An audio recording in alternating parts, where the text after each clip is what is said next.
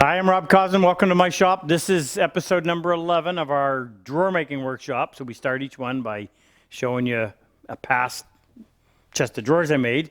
And this one is one of my favorites. Huge mistake in it. I'll point it out to you. This is we did this as part of our online workshop. Can't remember, maybe 5 years ago. And this is a cherry chest of drawers. So what can I tell you about it? Jake, you're going to have to help me. Yeah, this was veneered, wasn't it? Okay, so if you look real close, look up here, you'll see a joint line right there and over here. So this core was MDF that I veneered with that, well, you wouldn't know, but if you look over here, I can't even remember where I got it, but I got a whole bunch of cherry veneer. I bought a flitch. I explained that the other day. That's where you buy pieces as they came out of the tree. Now, what was really nice about this veneer is you see how thick it is.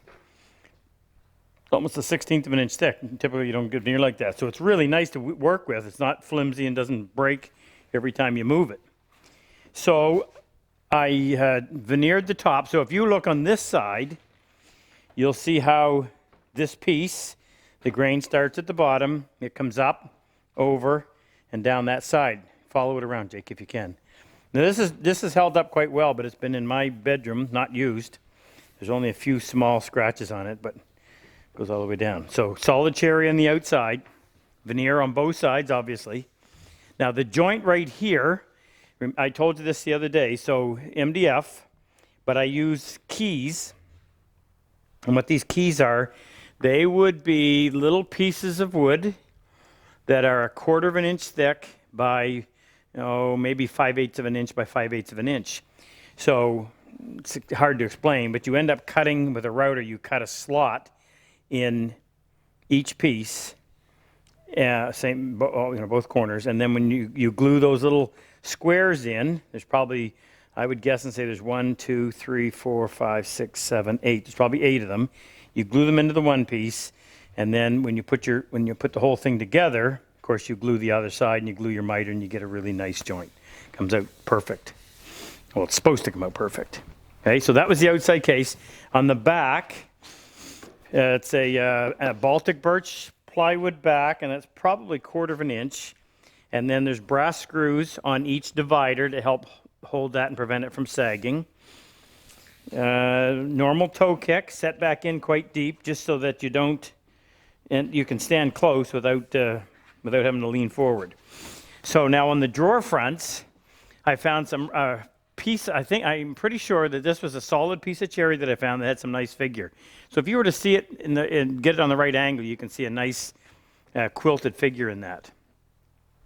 And this was a flitch again. So each one was identical. You'll see my mistake momentarily. I talked to you before about how I don't now. Now here's one thing that I did that I wasn't thinking, but I used, rather than use my, let me see, make sure I'm telling you this, yeah. Rather than use my nice cherry veneer on the inside, I used birch on the inside. And I wasn't thinking for whatever reason, and down here, actually, you know what, I was thinking, but the birch is kind of a reddish, and when I first did it, the color of the cherry and the color of the birch were almost identical. But as you see cherry oxidize, that's what happened. Now I also, tip this back so I can show you. So that you can't leave veneer right to the bottom, especially on something like this, because the first time you move it, it's going to end up ripping off. So if you look real close right here, you'll see there's a solid piece. You have to see over this side, Jake. There's a solid piece of cherry on the very bottom, 1/4 of an inch. So that's solid wood on the bottom and protects that veneered surface. This thing weighs a ton, by the way. The dividers, get drawer straps out front. So the dividers are mortise and tenon, a frame, and then plywood panels in between to it's a dust cover, a dust panel it's called. So it keeps dust from going from one side to the other. The drawers are poplar on the sides and back with native cedar on the bottom. Solid wood. So I use these I trying to be a little smarter about this. That cedar is a fairly long piece, fairly wide piece. There's going to be a fair bit of movement. So to make it move even more freely, I use those. Who makes those? Do you remember? Yeah, they make the. Shoot, I wish I could give credit to them because I can't remember. But steel on steel will move a lot easier than steel into wood because this is really soft. And by the time you tighten those screws in order to keep this tight to the back, the washer digs into the wood and it doesn't slide underneath it very easy. So I put a steel washer there first, and then this screw has the washer attached to it. So now as it expands and contracts, you've got steel moving on steel, which makes for a much easier movement. 3 to hold it in place. Here's where your finger catch is a routed out with a bull nose bit, not a bull nose, but a round nose or a core box. So you just get your fingers, little cutouts right there, and you just reach underneath with your fingers and access that, which nice and clean, no knobs to fall off. I would say it's timeless in its look, whereas the knobs can really get dated rather quickly. And then we graduated them, and I don't remember how I did this, but to get the graduation just right so it looks appropriate, because you don't view it from this angle, you view it from here. So I played around with it. I don't know who the we is I keep talking about, but I played around with it a lot in order to get that look just the way I wanted. And you can see right here, so these were through dovetails because we wanted to utilize, and I didn't do this because I was trying to save time.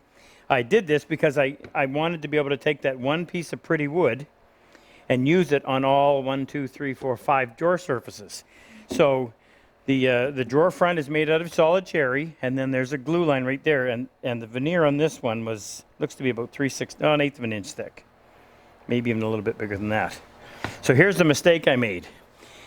And we were filming the whole thing, so it was, you're trying to keep everything organized over a period of probably 8 months because we're only filming, at that time we were doing 3 half-hour episodes a week.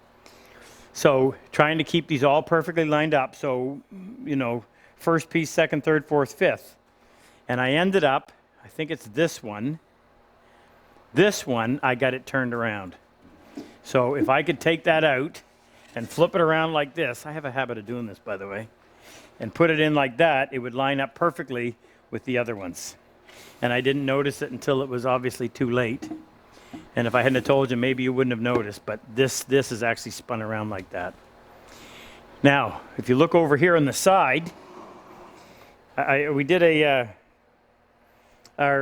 by the way, if you're interested, I said this before, we have a newsletter that comes out once a month, and the newsletter that retired Colonel Luther Sheely does always has a topic, and this current topic is on dovetail spacing, so that you get something that really looks right. And there's always 2 videos on the topic, and usually 1 written article. And there's no commitment to buy anything. If you don't like it, cancel it. We advertise 1 product each month on there, but then there's always lots of content. So you just go to my website, RobCosman.com, and just register for the newsletter, and then you get access to all the previous newsletters. And there really is a ton of information. So in this case, what I wanted the spacing of the dovetails to look the same. And the secret to doing that is to try to get these tails actually the same on all of them, well, that's almost impossible because you've got 1, 2, 3, 4, 5, 6, 1, 2, 3, 4, 5, 1, 2, 3, 4, 1, 2, 3, 4, 1, 2, 3. So these ones didn't quite work out right. But you can ignore the spacing of the tail, and if you look closely, these tails are bigger than those tails. But the part that catches your eye is the dark part. So as long as you keep your pins the same on all of them, it actually looks just right. It balances. So that was the lesson to be learned in that one. Now, what I did when I did these is I masked off the drawers so that the tails, the ends of the pins, were sprayed, so you got that contrast. Don't really like the way it turns out because you end up with that hard line right there, but they do fit nice, and you can push. You should be able to close any one of them. The other nice thing too about having a heavy case is you can pull all the drawers open and it doesn't tend to fall over on you. But you should be able to close all of them from one corner. And they're just a box and a hole. There's no guides. Can't bring myself to actually let anybody use this, but which makes a whole lot of sense. Spend all that time building a piece of furniture. So that's the chest of drawers, or that's the drawer session for this episode. Now we're going to go to work on this, but I want to just bring something to your attention. If you like our cause, that being the Purple Heart Project, I'm going to ask you to do something to help us promote it. So what we do is 6 times a year, we run 6-day workshops where we bring combat wounded veterans from all over the world. We don't care where they're from. The only stipulation is that they have to be suffering from either physical or mental wounds as a result of combat.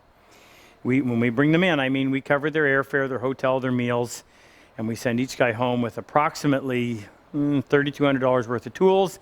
And we've since put together what we call a bench brigade, which is a group of volunteers that will, mostly at their expense, build a bench and ship it to one of the vets that comes to our class. So not only will they get tools, but they'll actually have a bench to work on. Our single biggest problem are finding the guys who need it. And usually the only way we find out about them is because we run into somebody who hears about our program and says, hey, I got a cousin, a nephew, a brother, hasn't come out of his house in 3 years, has bad PTSD. So we designed, several of us designed this logo.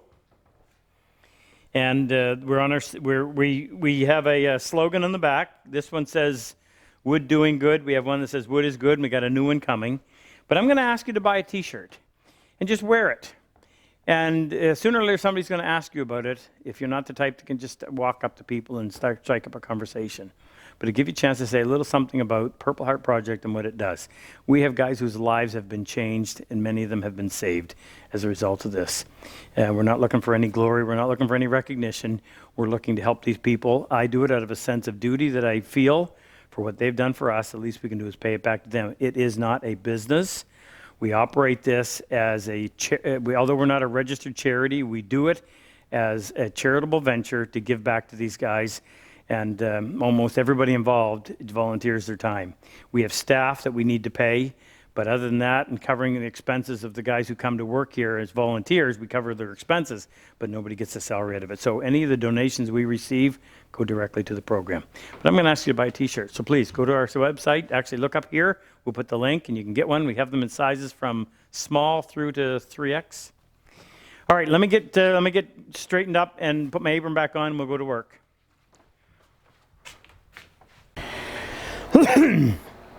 Now, by the way, thank you for the comments. I'm fine. Just had a little allergy yesterday. Happens once in a while in this dusty shop. I'd also like to say thanks to Jake. Jake knows who he is for helping me get in touch with someone. Yeah. All right. So now the thinking process. So what we need to do is come in there and with a very sharp chisel, we got to come in, and Justin, once again, thank you. This is awesome. I hope I'm thanking you at the end of the night. So we got to come in, and we got to pare off about 1/16 of an inch. And the reason I say 1/16 because I want to have enough material on that. What do they do this when they replace on your teeth? A cap? Yeah, well, that's what this is. This is a pin cap, and I just want enough material there so that when we're working with it, it's not falling apart. Should you be trying to find the replacement piece first? No. It's intact? No, I can do that. Oh, you mean so I can actually see it? Yeah, that's actually not a bad idea. But I'm just thinking of how we're going to do this because I've got to chop. What I'm going to do is I'm going to, I think anyway, and I got the camera running just so that you can be part of the thinking process. I don't normally do this because I think it's a crutch, but I'm going to put a block on there like that. So I can use it as a guide to get that chisel because that surface has to be nice and flat. But the only thing I'm concerned with is stopping right there. But you know what? I think if we pound it and we just tap it lightly, we can get right down to the point and then we'll hand pare the last little bit to get it to stop right there without creating any damage. And then it's just a matter of going in. But as Jake said, it's probably a good idea right now to go and find a piece that matches. So I'm going to get the camera. What do you want to follow and see what we have? All right, I'm going to go get a bunch of pieces of cherry. We'll bring them back over here, and then we'll go through the sorting process and see what we can find. Okay, so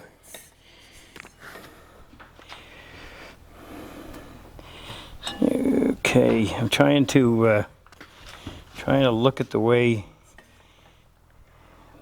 the arc goes. Now, I got a bunch of pieces, and in order to see them well, and these are all pieces that came out of the same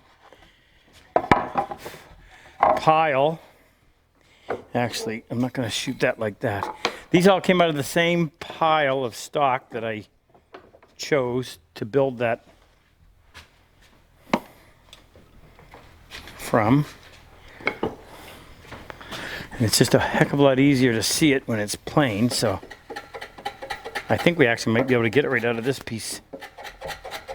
So, in case you're new to this, what I'm doing is I'm cutting a chamfer. This is a low angle block plane. I'm cutting a chamfer on the back side. Got to open up the throat. There's myths that you should be using that for the end. All right, no, this nice heavy plane will sail through that stuff much easier.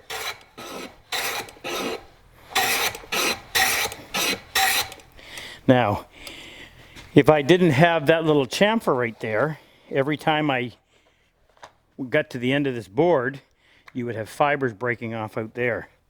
But by having that chamfer, commercial, it protects that.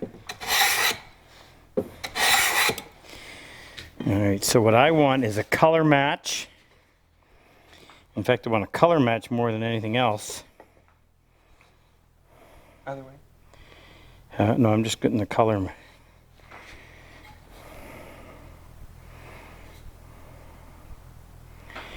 Yeah.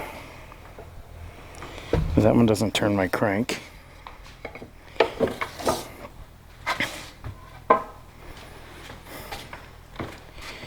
That one's definitely out. This one possibly. Although this actually came from a different pile of lumber.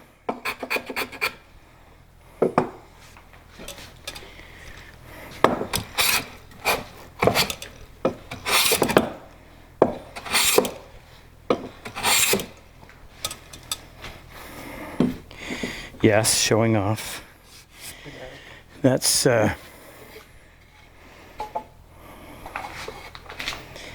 not in there either.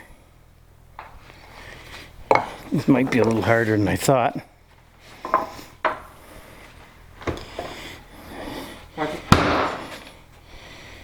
Okay. Now this has got the same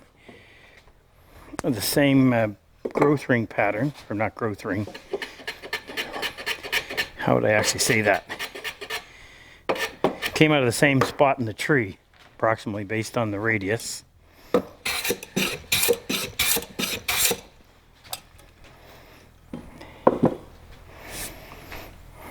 Now, just before I decide on that, I'm going to take a look at these. No.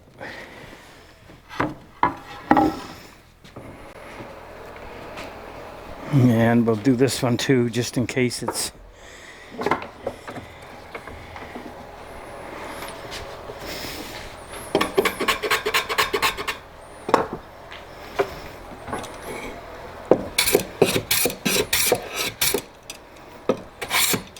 So the idea here is, if you're going to go through the work that's going to take to fix this, then don't scrimp on the little part, which is matching it up.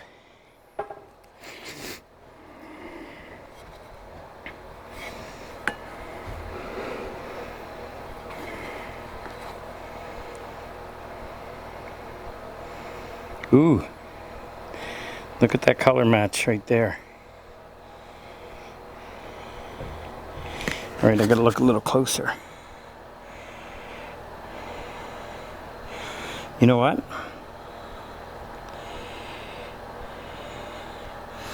So I don't know how well you can see, but so look at the angle of these, and you would match that up right about there. Now, the only thing that doesn't line up, see, these ones are almost parallel. I mean, there's a slight angle to them, so you got to move that over to about there. Now, it doesn't line up, this area doesn't line up, but these ones are quite steep, if you look how steep that is. But that doesn't matter, because if you were to, these are almost parallel to the front. So if we took it out of right in here, that would work. So give me something, Jake. What do we got that I can mark this with? Pencil? Yeah, that's what I want.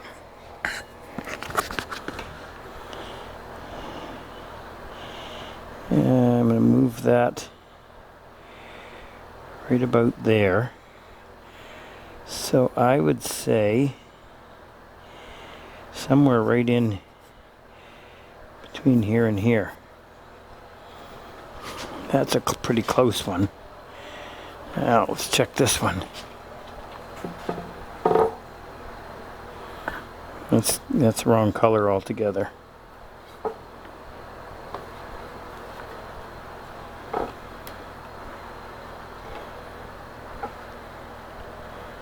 Yeah, that's the wrong color. Okay, I think that's a really good match. Now, let me just get this stuff out of the way so I don't end up knocking it over. So, we could go over to the saw and just cut about 1/8 of an inch off of that.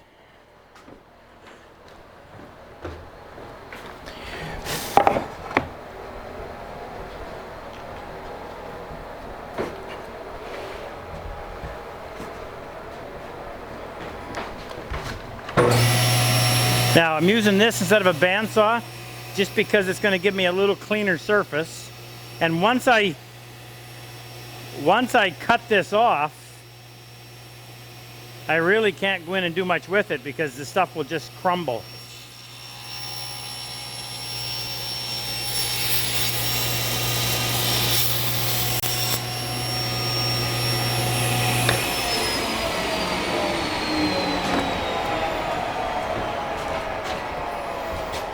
Yeah, I don't plan on keep making it quite that thick, but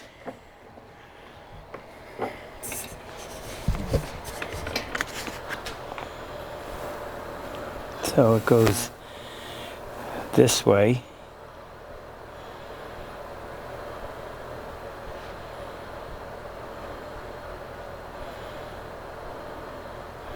Yeah, now if you also, another thing too is you want to look at the width of the annual rings, which, you know, isn't bad. If you look at this one, you look at this one, that's pretty close.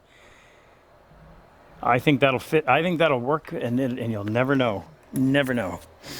Okay, so how do we get those off? I like doing it horizontally because I can see it better, but this lends itself better to pounding. Okay, I need something to back that up.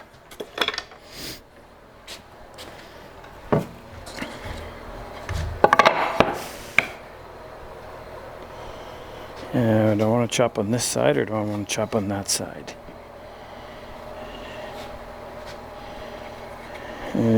Which is more comfortable, this one, I guess. Okay, now we need to have a block, a good square block that we can put on there and use as a guide. I'll check this. That's square. So if we put that right there,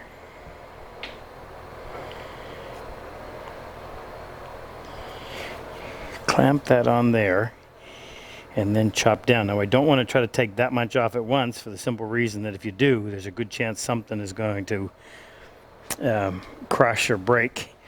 I'd like to cut that but I really can't get a saw in there. So, why don't you use your marking gauge to set the same depth on both? And then you can just gradually move that block back. Oh, you mean use the block for each one? Yeah. Yeah. I could do that. And you could even pair it. Well, if it's a small enough piece, I can.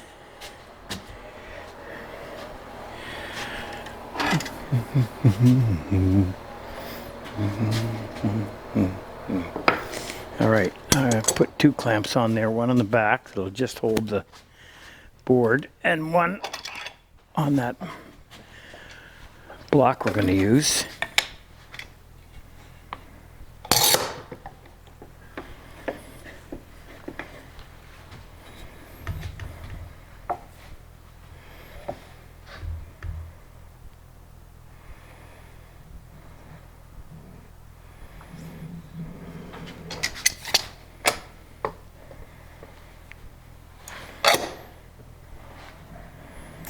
Oh yeah, falls right in a hole.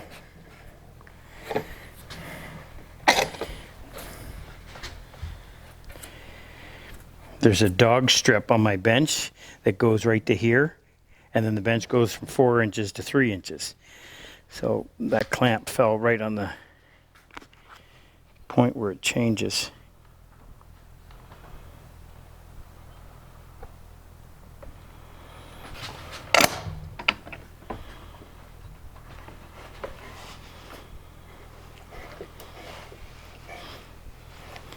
All right, now I need to have a extremely sharp chisel, so you can watch this. I'm using Shapton's. No, not on that cherry, I don't think. My finished chisel, well, I got to chop. My finished stone, which is my one I'm working on right now, is a 16,000 grit ceramic. And the one I'm going to start with is Jake's favorite, and that's a 500 grit. Okay, by the way, sorry about the audio last night. I didn't find out about it until 300 people told me. Did we ever find out what happened, Jake? I just thought of something as I was just getting ready to sharpen this. By the way, this is my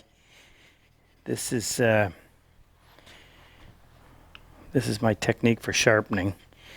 Actually, I'm not going to go over it with you. I'll do it again, only because I'm thinking of something else I want to tell you. I just realized that what we should be doing before we take this off is we need to get the replacement piece. In other words, I want to be able to hold this in place and get a pencil in there and trace around it. Well, as soon as we start to drop this thickness, it's going to get even harder to do. So I got to kind of back up a little bit. Remember, we don't rehearse this. It's helter-skelter all the time. Okay, so let's just figure out how we're going to do this.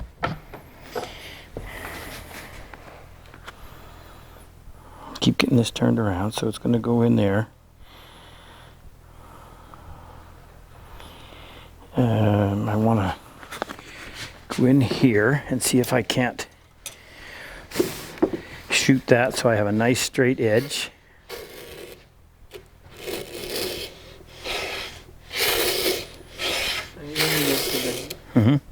Going across. It's alright, it's cut and clean, it just doesn't sound it.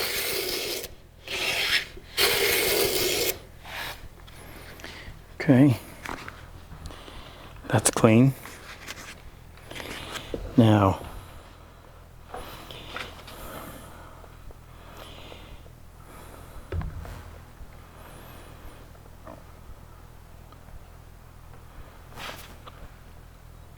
we set that right there. Can I get in there with a pencil? Yes, I can. Huh? Well, I'm only going to come close. So what I want to do is get up underneath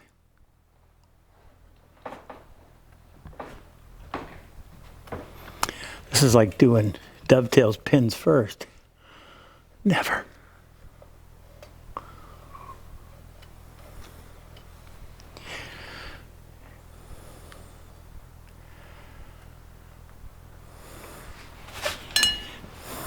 Okay. So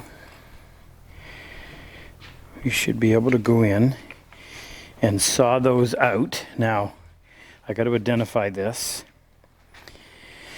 So this one will be number 1, and this one will be number 2.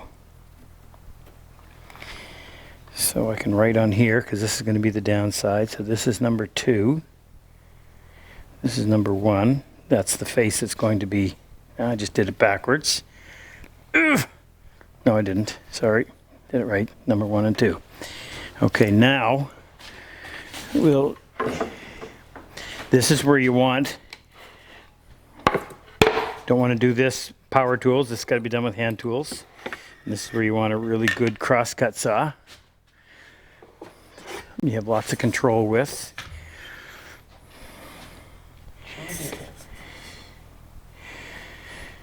True. True. Appreciate you thinking. Okay. I'm going to stay a little bit wide of the line.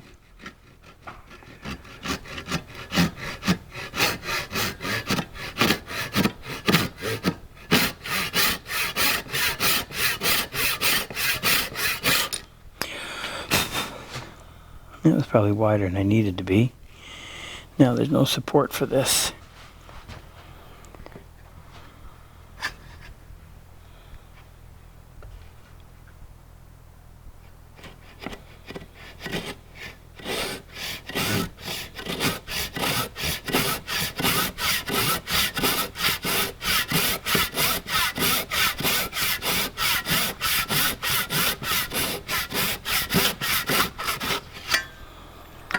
Okay, it's number 2.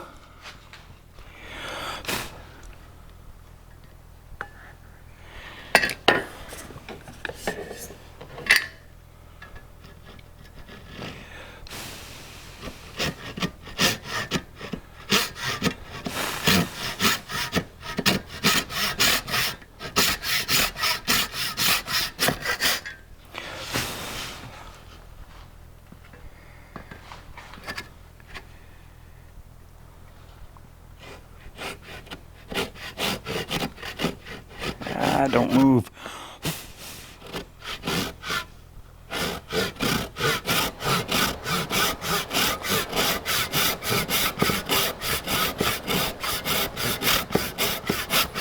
So you see the advantage of keeping them thick.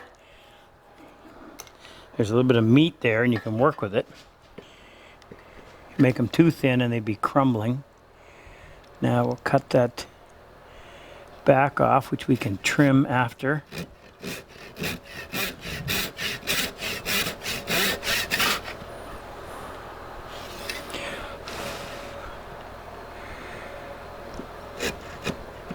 Jake, can you see? I can see that they cut them. Okay, so we got all of our pencil lines, so we don't have to worry about that. Now we can go back to trimming those. How are we for time? 30. Oh, we can keep going. Bonus footage. Think of another commercial I can do.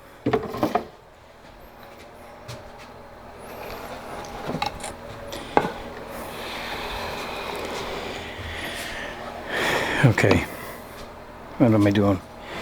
I don't want that. I want this.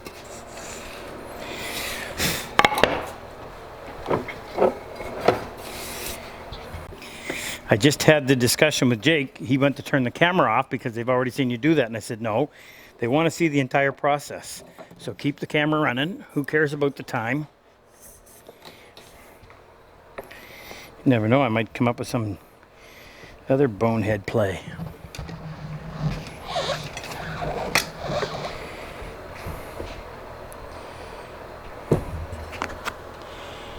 All right, that's a small bite.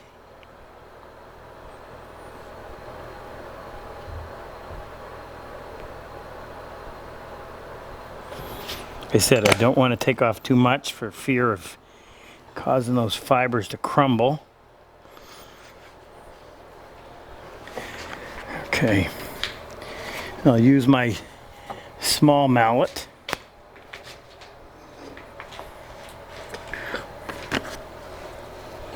The biggest offender first.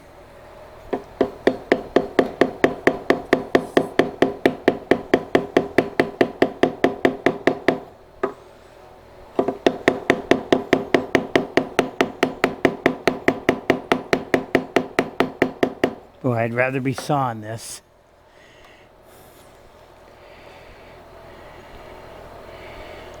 Yeah, it's cutting clean.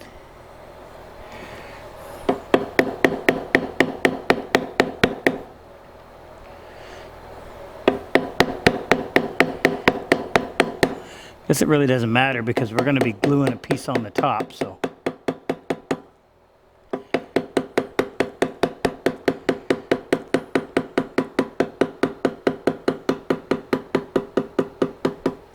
Now, and you give me a little light, please.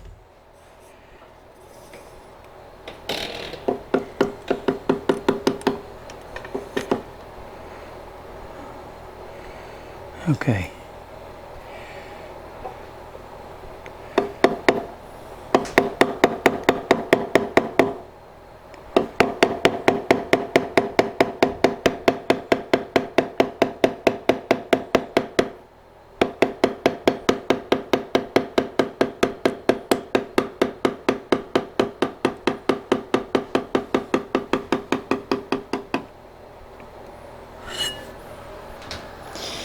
Okay, step that back.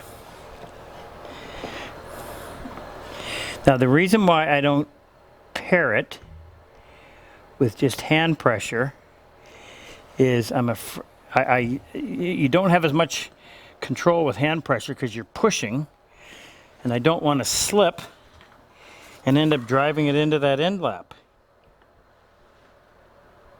I said that, now I'm trying it, but I think I'm better off doing it like this.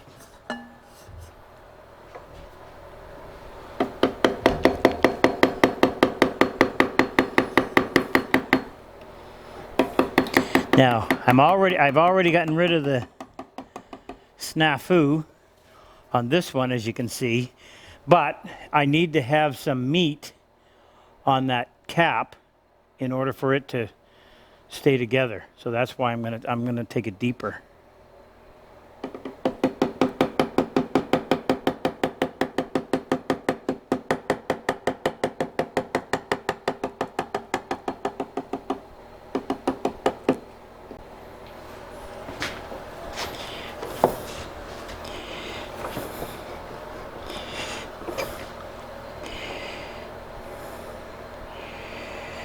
Okay, so this shows me over here how much I've taken off.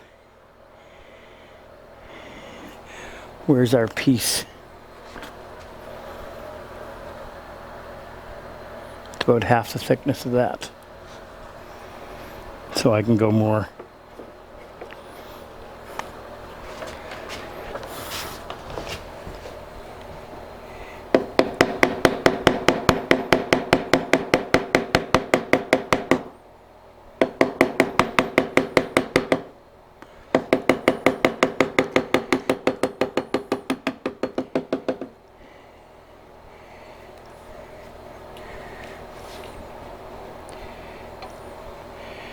Check the edge. I'm using IBC chisels,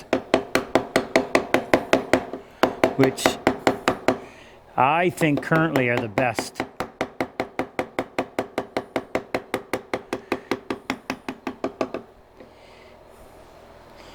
So if you're looking for a chisel that'll hold an edge, feels good in the hand, that might be the one you're wanting.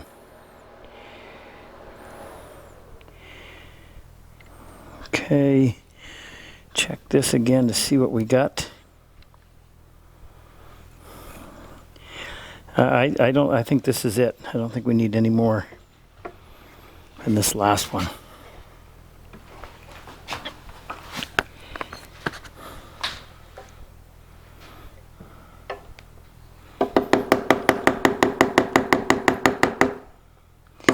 Lots of force with my thumb to keep that chisel tight. It's wanting to pull away from the block. Now I got to go in and just pare that little bit off right there to keep that clean.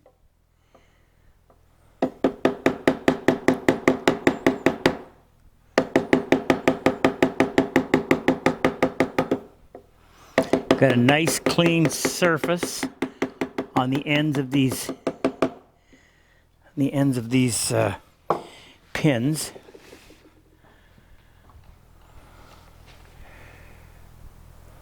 You know what? I'd rather do that with the marking gauge.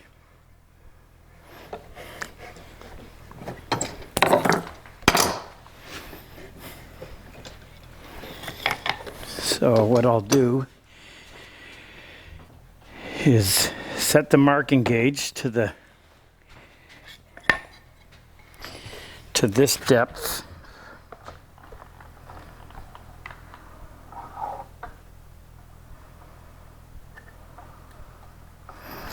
And then use that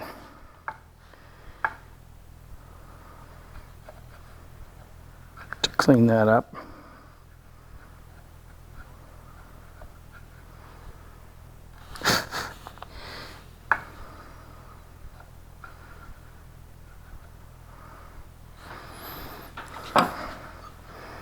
Okay, now we'll come in here and just get rid of that little bit of fuzz on the sides.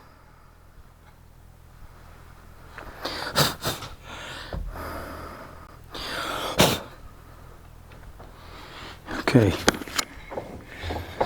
we'll glue these on and then we'll call it an episode. What? I got to glue them on.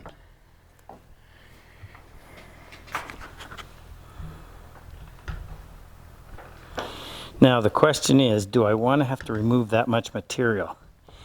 And I think I can. That's a lot. So I'm going to go in here. I'm really leery about planing this stuff. Just because you're going across the fibers. Yeah, that's what I was afraid of. It's going to knock off that corner.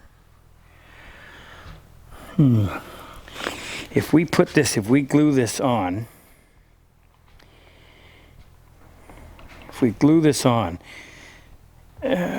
shoot. How are we going to go in and clean that up? We glue that on, I can plane across this way, and I think that'll be all right. And we got to go in, that means we got to pare those sides. Shoot.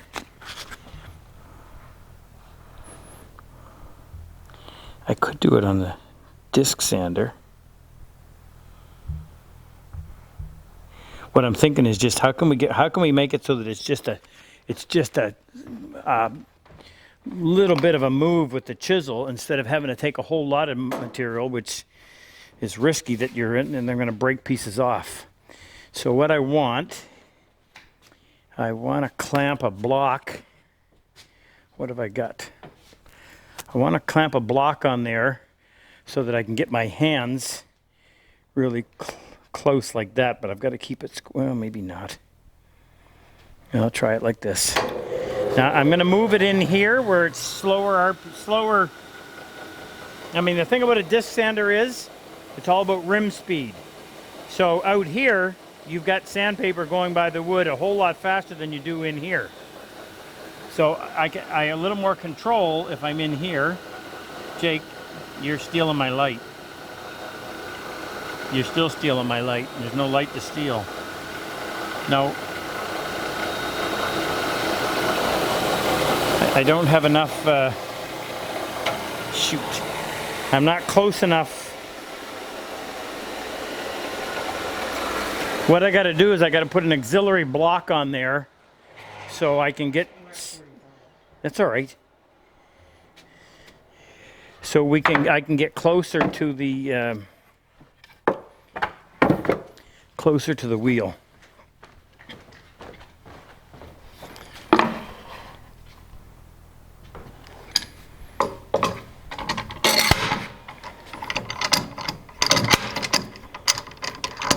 Come on, tighten up.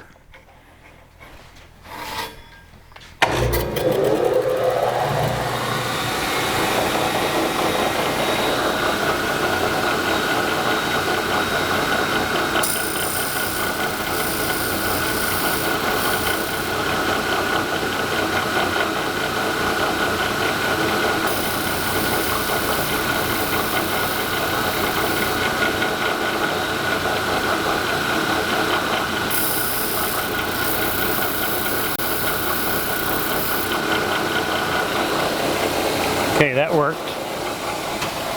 I just felt that there was the table wasn't close enough to give that support, and it is so small that there's not a whole lot there to hold on to. Now I could use cyanacrylate, but I think I'm going to use regular glue. I'm going to hold it with my hand until it dries, and then I'll clamp it end to end. But I'll hold it in my hand until I get it dried enough to hold it, or dried enough for it to stay in place. You know where my little bottle of glue is?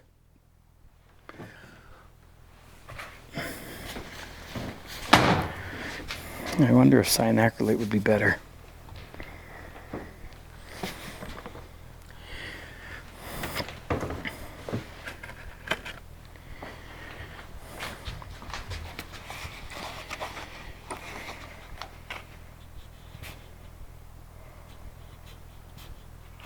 Come on. We're running short on time, glue.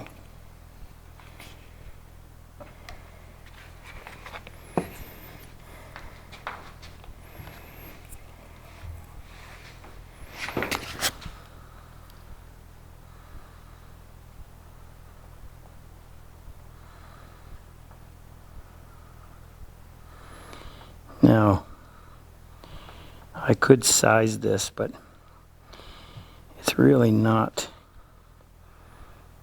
that necessary for the simple reason that it's only going to be there to hold it in place until the joint goes together, and then the sides will be enough to provide it with glue support. I want to make sure that I can feel some overlap on both sides. Overlap on the back. Okay, so I've got... Okay, I'll do the other one. So tomorrow we'll go in, we'll trim that, trim it, and then we'll go in. I think our next. Oh, then we got to cut the back through dovetails, which will be fairly quick. So hopefully all the audio worked on this. Love reading your comments. Appreciate your feedback. Happy to do it. Really enjoy it. It's fun to communicate with you. See ya tomorrow.